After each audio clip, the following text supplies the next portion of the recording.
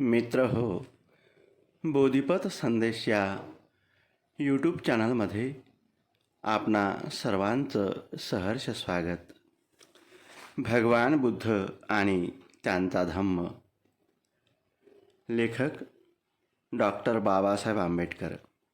शिक्षण MA PhD DSc LLD delete bar at law. Doctor Babasaheb आंबेडकरांनी या ग्रंथाच्या संदर्भात लिहिलेली प्रस्तावना.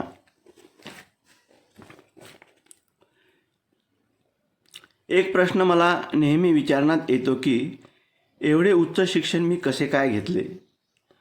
दुसरा प्रश्न असा विचारण्यात येतो की माझा कल बौद्ध विचाराकडे का आहे. हे प्रश्न मला या कारणास्तव विचारण्यात येतात की मी भारतातील अस्पृश्य म्हणून ओळखल्या जाणाऱ्या समाजामध्ये जन्माला होतो. पहिल्या प्रश्नाचे उत्तर देण्यास ही जागा योग्य नव्हे, परंतु दुसऱ्या प्रश्नाचे उत्तर मात्र या प्रस्तावनेत देता येईल. या प्रश्नाचे सरळ उत्तर हे आहे की माझ्या मतानुसार भगवान बुद्धाचा धम्म श्रेष्ठ आहे. दुसऱ्या कोणत्याही धर्माची त्याच्याशी तुलना केली जाऊ शकत नाही.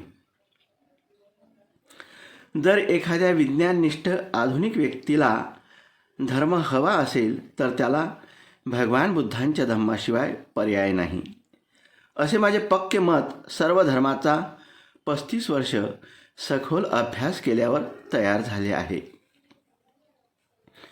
बौद्ध धम्माचा अभ्यास करण्याकडे मी कसा वळलो ही एक वेगळी कथा आहे.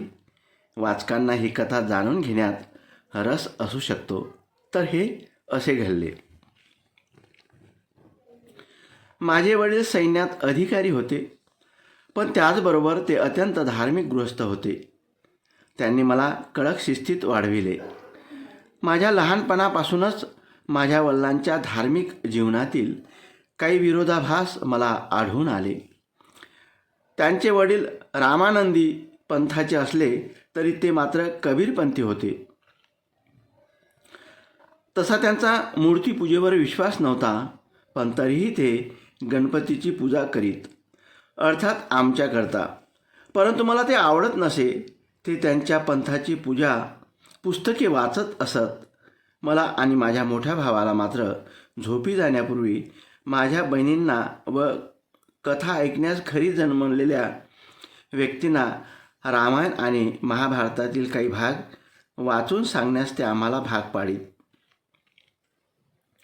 कित्येक वर्ष असेच चालू होते. ज्या वर्षी मी इंग्रजी 4थ्या वर्गाची परीक्षा पास केली त्यावेळी माझ्या समाजातील लोक माझे अभिनंदन करण्यासाठी जाहीर सभा घेऊ इच्छित होते. दुसऱ्या जातींची शैक्षणिक स्थिती लक्षात घेता माझा सत्कार करण्यासारखा हा काही प्रसंग नव्हता. पण आयोजकांना असे वाटत होते की त्यांच्या जातीतील मी पहिलाच असा एक मुलगा आहे की जो या अवस्थेपर्यंत पोहोचला आहे. मी फार उच्च स्तरावर गेलो असे त्यांना वाटायचे. ते परवानगी घेण्यास माझ्या वडिलांकडे गेले. अशाने मुले बिघडतात असे सांगून माझ्या वडिलांनी त्यांना स्पष्ट नकार दिला. ते म्हणाले त्याने फक्त एक परीक्षा पास करण्यापलीकडे काही केले नाही.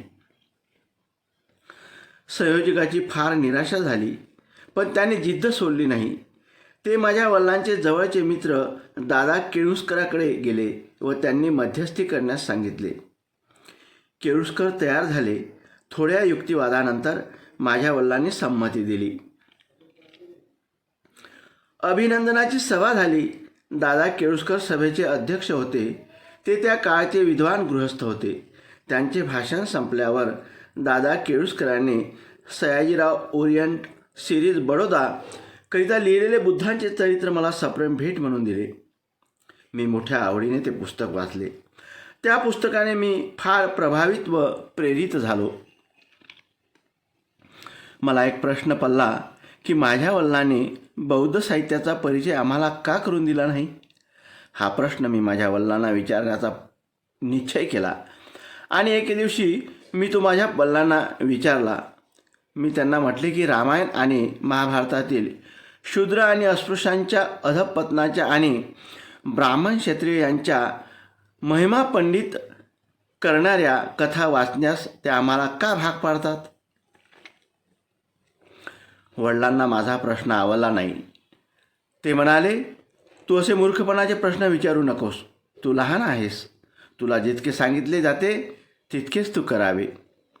माझे वडील रोमन हुकुमशाहसारखेच होते आणि ते आपल्या मुलावर हुकुमशाही गाजवायचे. मला आत्याकडे सोपून माझी आई लहानपणीच वारली. मातृविहीन म्हणून मला थोडे स्वातंत्र्य होते. काही काळानंतर मी पुन्हा तोच प्रश्न वडिलांना विचारला. यावेळी वडिलांनी उत्तरांची तयारी ठेवली होती. ते म्हणाले, मी तुम्हाला महाभारत व रामायण वाचवयास सांगतो. याचे कारण असे की आपण अस्पृश्य आहोत. स्वाभाविकपणे तुझ्यामध्ये न्यूनगंड निर्माण होऊ शकतो. द्रोण आणि कर्ण यांचेच उदाहरण पहा. ही सामान्य माणसे होती, पण त्यांनी मोठी उंची गाठली. वाल्मिकीचे पहा, तो कोळी होता, पण त्याने रामायण लिहिले. तुमच्यामधील न्यूनगंड काढून टाकण्यास रामायण आणि महाभारत मी तुम्हाला वाचण्यास सांगतो. वडिलांच्या म्हणण्यात काही तथ्य आहे असे मला वाटले, पण माझे मन समाधान मात्र झाले नाही. मी वडिलांना सांगितले की महाभारतातील पात्रे मला आवडत नाहीत. मी म्हणालो, मला भीष्म, द्रोण आणि कृष्ण आवडत नाही. भीष्म आणि द्रोण पाखंडी होते. ते एक गोष्ट बोलायचे, कृती मात्र नेमकी त्यांच्या विरोधात करायचे.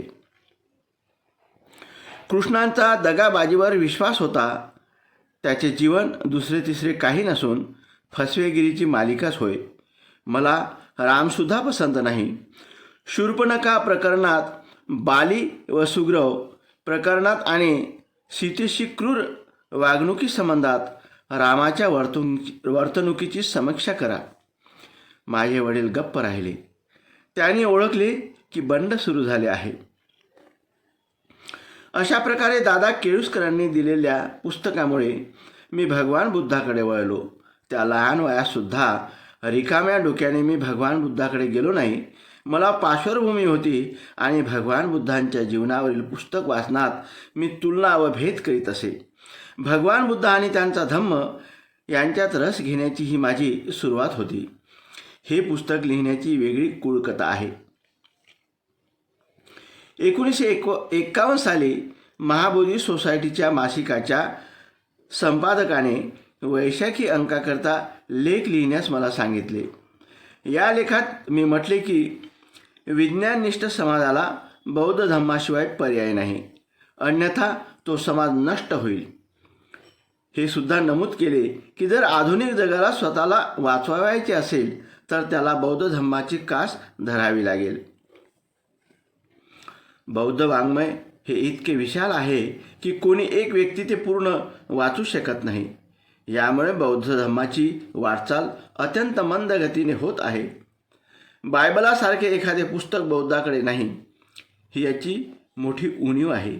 या लेखाच्या प्रकाशनानंतर मला अनेक लेखी व तोंडी विनंत्या करण्यात आल्या की मी असे पुस्तक लिहावे. त्यांना प्रतिसाद म्हणून मी हे कार्य स्वीकारले आहे. सर्व टीकांना निरस्त करण्याच्या हेतूने मी हे स्पष्ट करू इच्छितो की हे पुस्तक मौलिक आहे असा माझा दावा नाही. अनेक पुस्तकातील साहित्य याकरता गोळा करण्यात आले आहे. अश्वघोष रचित बुद्धचरिताचा मी विशेष उल्लेख करू इच्छितो. त्याची काव्यप्रतिभा कोणीही नाकारू शकत नाही. काही प्रसंगी मी त्याची भाषाशैली उचलली आहे. या पुस्तकातील ज्या बाबीकरता मी मौलिकतेचा आग्रह धरेन ती म्हणजे प्रकरणांची मांडणी ही होय, ज्यामध्ये मी सुटसुटीतपणा व स्पष्टता आणण्याचा प्रयत्न केला आहे. या पुस्तकात काही गोष्टी अशा आहेत की त्या बौद्ध धम्माच्या अभ्यासकांना डोकेदुखी ठराव्या. त्याचा उहापोह मी परिचय या सदरात केला आहे. ज्या सर्वांचे मला सहाय्य झाले त्या सर्वांचे मी आभार मानतो. सकुली या गावचे नानक चंद्रात्तू आणि होशियारपूर पंजाबमधील नांगल खुर्दचे प्रकाशचंद यांनी या पुस्तकाची पांडुलिपी टाईप करण्यास जे परिश्रम घेतले त्याबद्दल मी त्यांचा फार आभारी आहे. त्यांनी ते अनेकदा टंकमुद्रित केले. नानक चंद्रात्तू यांनी हे महान कार्य तडीस नेण्यास फार त्रास व परिश्रम घेतले. आपल्या तब्येतीची काळजी न करता, मोबदल्याची अपेक्षा न करता नानक चंद्रात्तू यांनी टायपिंग आदींची सर्व कामे स्वइच्छेने केली. माझ्याप्रती असलेल्या प्रचंड प्रेमाखातीर व स्नेहाखातीर नानक चंद्रात्तू आणि प्रकाशचंद यांनी हे कार्य केले. त्यांच्या परिश्रमाचे मोल दिले जाऊ शकत नाही. मी त्यांचा फार आभारी आहे. या पुस्तकाचे कार्य मी जेव्हा आरंभिले त्यावेळी मी आजारी होतो आणि आताही आजारी आहे. काही वेळेस माझी स्थिती इतकी बिघडायची की डॉक्टर्स मला विझणारी ज्योत समजायचे. या विझणाऱ्या ज्योतीला पुन्हा जीवन देणे माझ्या पत्नीच्या आणि डॉक्टर मालवणकर यांच्या वैद्यकीय कौशल्यामुळे शक्य झाले. मी त्यांचा हार्दिक आभारी आहे. त्यांनी हे कार्य पूर्ण करण्यास मला मदत केली. मी MB चिटणीस यांचा सुद्धा आभारी आहे. त्यांनी या पुस्तकाची प्रूफे तपासण्यात विशेष रुची घेतली. मी हे नमूद करू इच्छितो की बौद्ध धम्माचा अभ्यास करावयास आवश्यक पुस्तकांच्या संचातील हे एक पुस्तक होय. अन्य 2 पुस्तके म्हणजे एक बुद्ध आणि कार्मास व 2 प्राचीन भारतातील क्रांती आणि प्रतिक्रांती. या दोन्हीही पुस्तकांची लिंक डिस्क्रिप्शनमध्ये देण्यात आलेली आहे. ही होत ती अनेक भागामध्ये लिहिल्या गेली आहेत. ती लवकरच प्रसिद्ध होतील अशी मी आशा करतो. Doctor BR Ambedkar. परिचय. भारतीय जनतेच्या एका तबक्यात बौद्ध धर्माबद्दल आस्था वाढत चालल्याची लक्षणे दिसत आहेत. त्याबरोबरच भगवान बुद्धाचे जीवन व शिकवण यांच्या सुलभ आणि स्पष्ट निवेदनाबद्दलही मागणी स्वाभाविकपणेच वाढत आहे. भगवान बुद्धाचे जीवन आणि शिकवण सुसंगतपणे व संपूर्णतः सादर करणे हे जो बौद्ध नाही त्याला साध्य होणे फारच कठीण आहे. दीघनिकाय इत्यादी ग्रंथावर अवलंबून राहून भगवान बुद्धाची जीवनकथा सुसंगतपणे सादर करण्याचा जेव्हा आपण प्रयत्न करतो तेव्हा ती किती कठीण गोष्ट आहे हे प्रत्ययास येते. त्याहूनही त्यांच्या शिकवणुकीची सुसंगत अभिव्यक्ती प्रस्तुत करणे ही गोष्ट अधिक अडचणीचे काम आहे असे आढळते. जगात जेवढे धर्मसंस्थापक होऊन गेले त्यापैकी बौद्ध धर्माच्या संस्थापकाचे जीवन व शिकवण सादर करण्यात जी समस्या निर्माण होते ती गोंधळून टाकणारी नसली तरी पुष्कळ अवघड आहे असे म्हणणे अतिशयोक्तीचे ठरणार नाही. हे गूढ प्रश्न सोडवावे आणि बौद्ध धर्म समजून देण्याचा मार्ग मोकळा करावा हे आवश्यक नाही काय? जेवढे बौद्ध धर्मीय आहेत त्यांनी निदान साधारण चर्चेसाठी तरी हे गूढ प्रश्न मांडावेत आणि त्यावर त्यांना जितका प्रकाश टाकता येईल तेवढा टाकावा. ह्यासाठी अजून योग्य वेळ आली नाही काय? ह्या वादग्रस्त प्रश्नावर चर्चा व्हावी म्हणून ते इथे उद्धृत करण्याचे मी योजित आहे. पहिला वादग्रस्त प्रश्न भगवान बुद्धांच्या जीवनातील एका मुख्य घटनेबद्दलचा आहे. तो म्हणजे परिवर्जा. भगवान बुद्धांनी परिवर्जा का ग्रहण केली याचे पारंपरिक उत्तर म्हणजे त्यांनी जर मनुष्य एक रोगी व्यक्ती आणि एका मृतदेहाच्या शवाला पाहिले म्हणून वरवर पाहता हे उत्तर हास्यास्पद वाटते. बुद्धांनी आपल्या वयाच्या 29व्या वर्षी परिव्रज्या ग्रहण केली. ह्या 3 दृश्यांची परिणती म्हणून जर त्यांनी परिव्रज्या ग्रहण केली असती तर ही 3 दृश्य तत्पूर्वी त्यांना कधीच कशी दिसली नाहीत. या शेकड्यांनी हजारोंनी घडणाऱ्या नेहमीच्या घटना आहेत आणि त्या तत्पूर्वी बुद्धांच्या सहजच नजरेस न येणे असंभाव्य होते. त्यांनी ह्याच वेळी प्रथम पहिल्या हे पारंपरिक स्पष्टीकरण मान्य करणे आवश्यक आहे. हे स्पष्टीकरण खरे दिसत नाही आणि ते बुद्धीलाही तर्कसंगत असल्याचे पटत नाही. पण मग हे जर त्या प्रश्नाचे उत्तर नसेल तर खरे उत्तर तसे तरी कोणते? दुसरा गूढ प्रश्न 4 आर्य सत्यांनी निर्माण केला आहे. भगवान बुद्धांच्या मूळ शिकवणीत 4ही आर्य सत्यांचा अंतर्भाव होतो काय, हे सूत्र बौद्ध धर्माच्या मुळावरच आघात करते.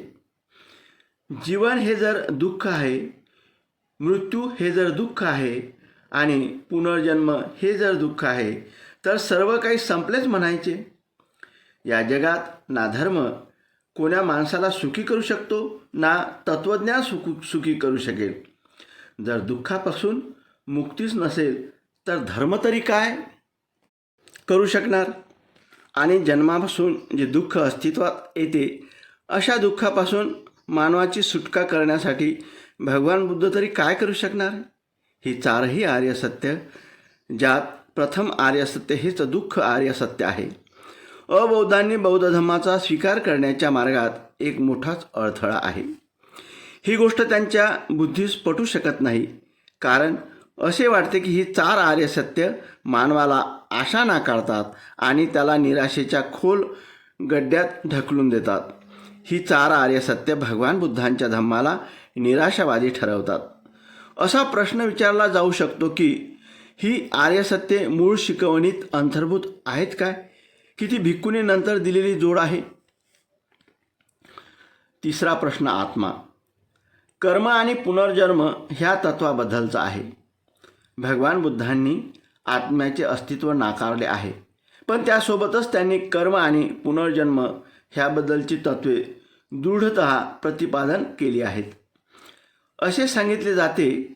मग लगेच प्रश्न उपस्थित होतो, जर आत्मा नाही तर कर्म कसे असू शकेल?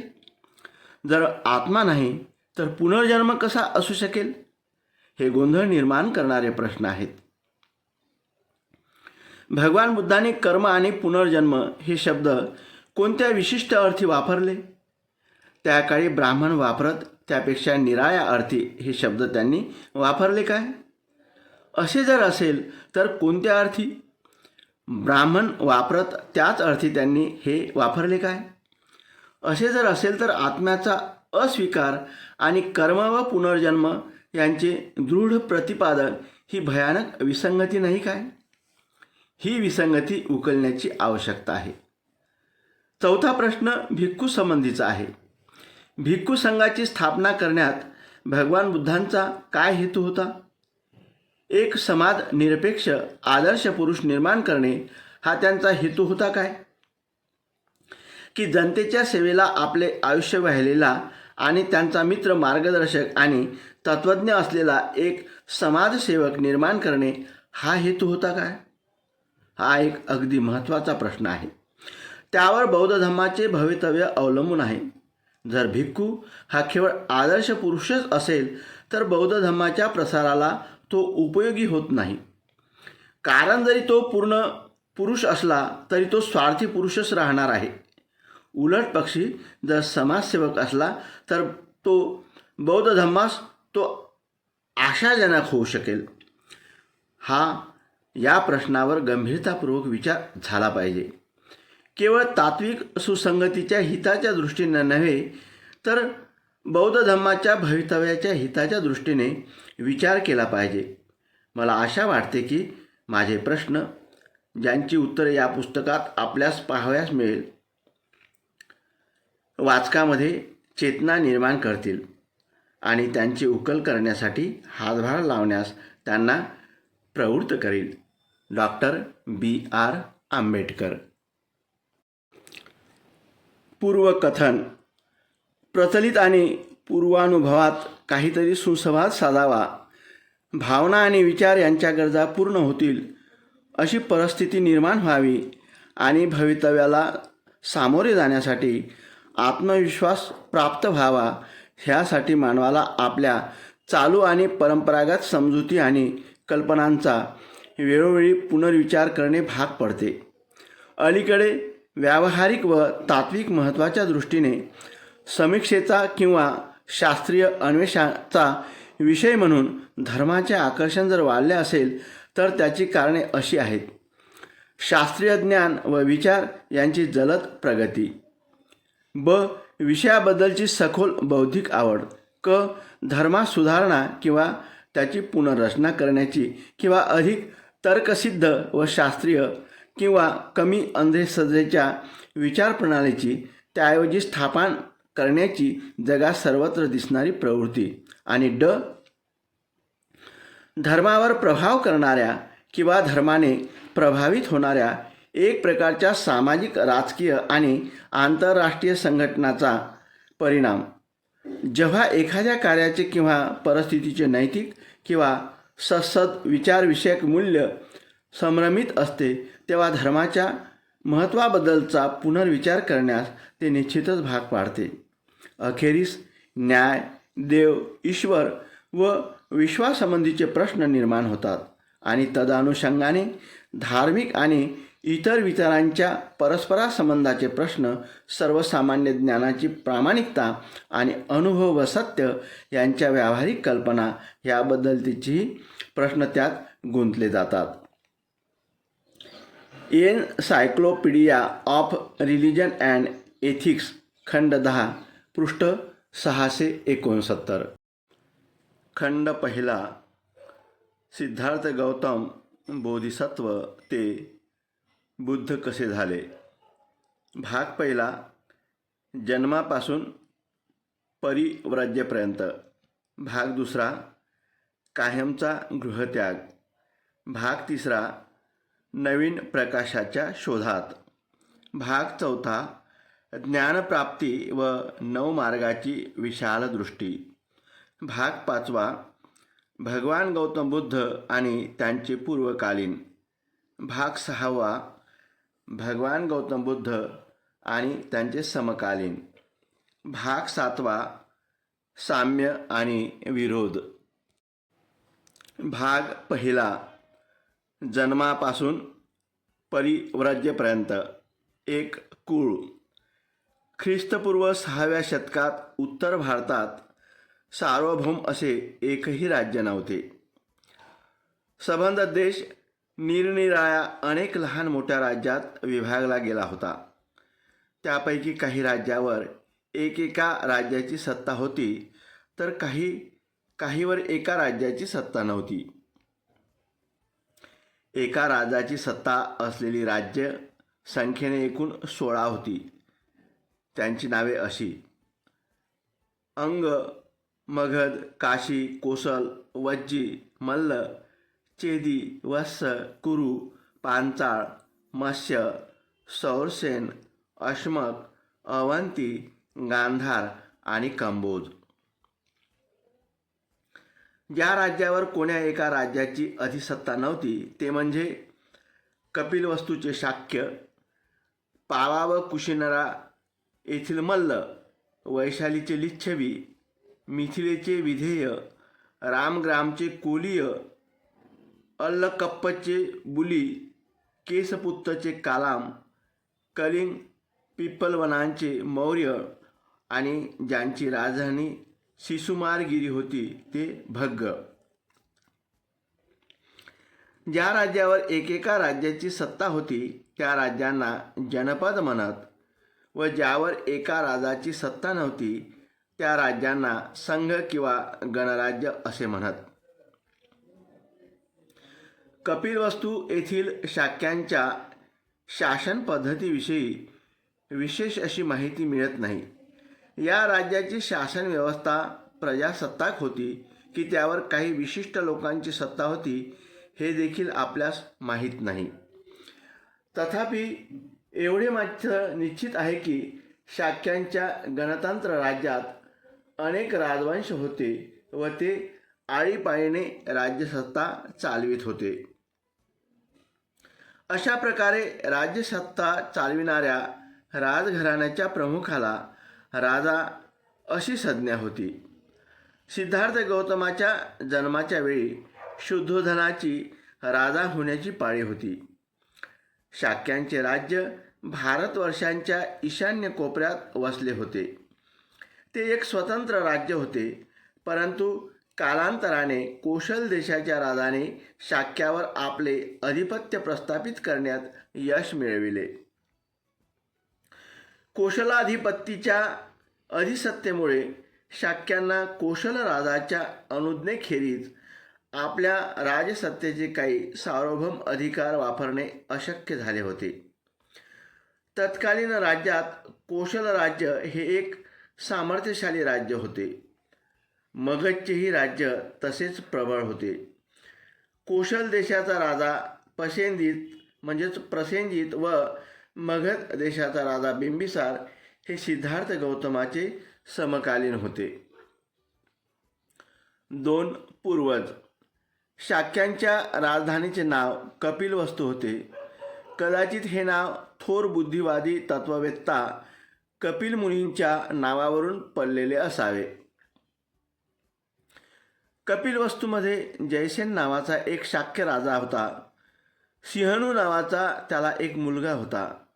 सिंहनूचा विवाह कच्चनाशी झाला होता.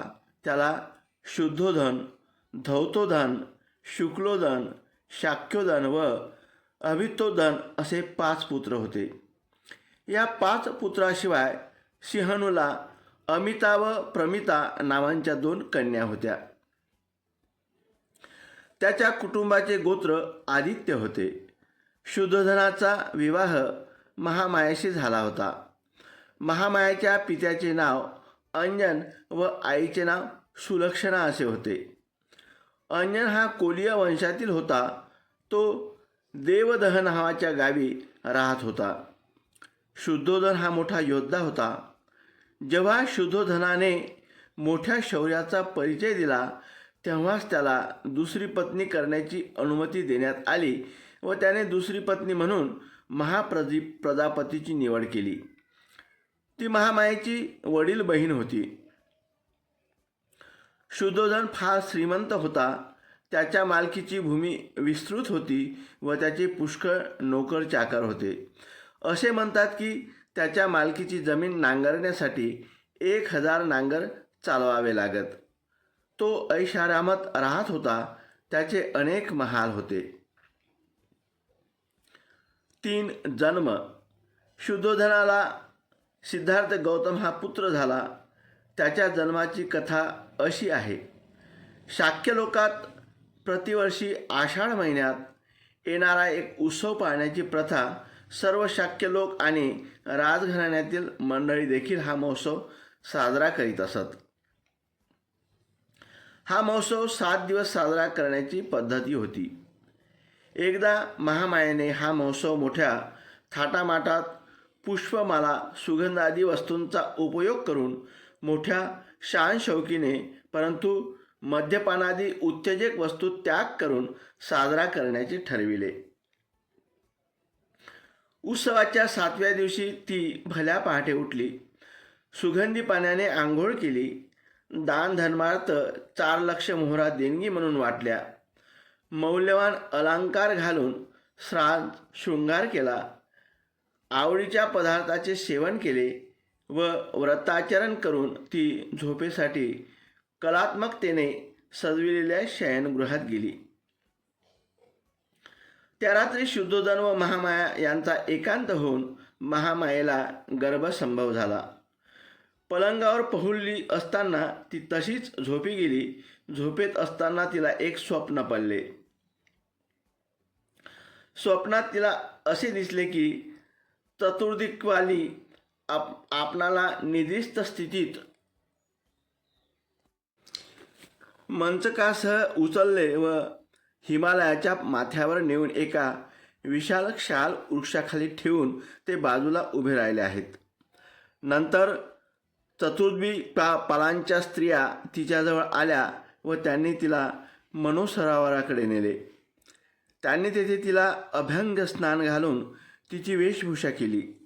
तिला त्यांनी सुगंधी द्रव्य लावून फुलांनी असे सजवले की ती कुणा दिव्य शक्तीचे स्वागत करू शकेल. तेव्हा सुमेध नावाचा एक बोधिसत्व तिच्या पुढे आला व त्याने तिला प्रश्न केला, मी माझा शेवटचा जन्म पृथ्वीवर घेण्याचे ठरविले आहे. तू माझी माता होण्यास कबूल होशील का? तिने उत्तर दिले, मोठ्या आनंदाने त्याच क्षणी महामायेला जाग आली. दुसऱ्या दिवशी सकाळी महामायेने आपले स्वप्न शुद्धोधनास सांगितले. स्वप्नाचा अर्थबोध न झाल्यामुळे शुद्धोधनाने स्वप्नविद्येत पारंगत असलेल्या सुप्रसिद्ध 8 विद्वानांना बोलावून घेतले. त्यांची नावे राम, ध्वज, लखन, मंती, कौंडन्य, सुयाम, भोज व सुदंत अशी होती. शुद्धोधनाने त्यांच्या स्वागताची यथायोग्य तयारी केली. त्याने सेवकाकडून जमिनीवर पुष्पवर्षा करून त्या विद्वानासाठी उच्चासने मांडली. त्याने त्या विद्वानांची पात्रे सोन्या चांदीने भरून घृत, मधुयुक्त व साखर मिश्रित दूध भाताचे सुग्रास भोजन देऊन त्यांना संतुष्ट केले. याशिवाय त्यांना नवी वस्त्रे, गायी इत्यादीचे दान दिले. विद्वान खाऊन पिऊन संतुष्ट झाल्यावर शुद्धोधनाने महामायेला पडलेले स्वप्न त्यांना सांगितले आणि तो म्हणाला, या स्वप्नाचा अर्थ मला सांगा. राजा, चिंता करू नकोस. विद्वान म्हणाले, तुला एक असा पुत्र होईल की जर तो संसारात राहिला तर तो सार्वभौम सम्राट होईल, पण गृहत्याग करून जर तो संन्यासी झाला तर तो विश्वातील अज्ञान अंधकार नाहीसा करणारा बुद्ध होईल. पात्रातील तेलाप्रमाणे महामायेने 10 महिने बोधिसत्वाला आपल्या गर्भात धारण केले. तिचा प्रसूती काळ जवळ येऊ लागताच प्रसूतीसाठी आपल्या माहेरी जाण्याची तिने इच्छा व्यक्त केली. आपल्या पतीला ती म्हणाली, माझ्या पित्याच्या देवदह नगरीला मी जाऊ इच्छिते. तुला ठाऊकच आहे की तुझ्या इच्छेप्रमाणेच होईल. राजाने उत्तर दिले. खांद्यावर वाहून नेतात अशा सोन्याच्या पालखीत बसवून शुद्धोधनाने मोठ्या लवाजम्यासहित तिला तिच्या पित्याच्या घरी पाठवले. देवदहला जात असताना महामायेला शाल वृक्षांच्या एका उद्यानवनातून आणि फुलांनी भरलेल्या तसेच पुष्पविरहित अशा वृक्षांच्या आल्हाददायक गर्द वनराईतून जावे लागणार होते. त्यालाच लुंबुनी वन असे म्हणत. लुंबुनी वनातून पालखी नेली जात असताना ते वन रमणीय अशा चित्रलता वनाप्रमाणे किंवा एखाद्या महाप्रतापी राजाच्या सुसज्जित बाजारासारखे भासत होते. बुंद्यापासून फांद्याच्या शेंड्यापर्यंत तेथील वृक्ष फुलफळांनी ओथंबलेले होते. त्यावर नाना रंगाचे असंख्य भ्रमर गुंजारत करीत होते आणि निरनिराळ्या प्रकारचे पक्षीगण मंजूळ स्वरालाप काढीत होते. तेथील ते मनोरम दृश्य पाहून महामायेच्या मनात तेथे थांबून काही काळ क्रीडाविहार करण्याची इच्छा उत्पन्न झाली. म्हणून तिने पालखी वाहणाऱ्या सेवकास आपली पालखी शाल वृक्षांच्या कुंजात नेऊन उतरविण्यास व तेथे उभे राहण्यास सांगितले. महामाया पालखीतून उतरली व तेथील एका सुंदर शाल वृक्षापर्यंत चालत गेली. त्या शाल वृक्षांच्या फांद्या वाऱ्याच्या मंद झुळीने वर खाली हेलावत असलेल्या पाहून महामायेला त्यापैकी एक फांदी हाताने धरावी असे वाटले. सुदैवाने एक फांदी सहजगत्या तिला धरता येईल एवढी खाली आली. तेवढ्यात तिने आपल्या पायाच्या टाचा उंचवून ती फांदी हाताने धरली. लगेच ती फांदी हवेमुळे वर गेल्यामुळे महामायेला हलकासा झटका लागला आणि तिला प्रसूतीच्या वेदना होऊ लागल्या. त्या शाल वृक्षांची फांदी हातात धरली असताना उभ्यानेच तिने मुलाला जन्म दिला. त्या बालकाचा जन्म ख्रिस्तपूर्व 563 वर्षी वैशाखी पौर्णिमेला झाला. शुद्धोधन व महामाया यांचा विवाह होऊन पुष्कळ वर्ष झाली होती, परंतु त्यांच्या पोटी संतान नव्हते आणि म्हणून पुत्रप्राप्ती झाली तेव्हा शुद्धोधनाने व त्याच्या परिवाराने आणि सर्व शाक्यांनी पुत्रजन्माचा तो उत्सव मोठ्या हर्षोल्लासाने थाटामाटात साजरा केला. पुत्रजन्माच्या यावेळी कपिल वस्तूचे राजपद भूषविण्याची पाळी शुद्धोधनाची होती. अर्थातच त्यामुळे शुद्धोधनास राजा म्हणत असत आणि त्या बालकाला युवराज म्हणून संबोधण्यात येऊ लागले.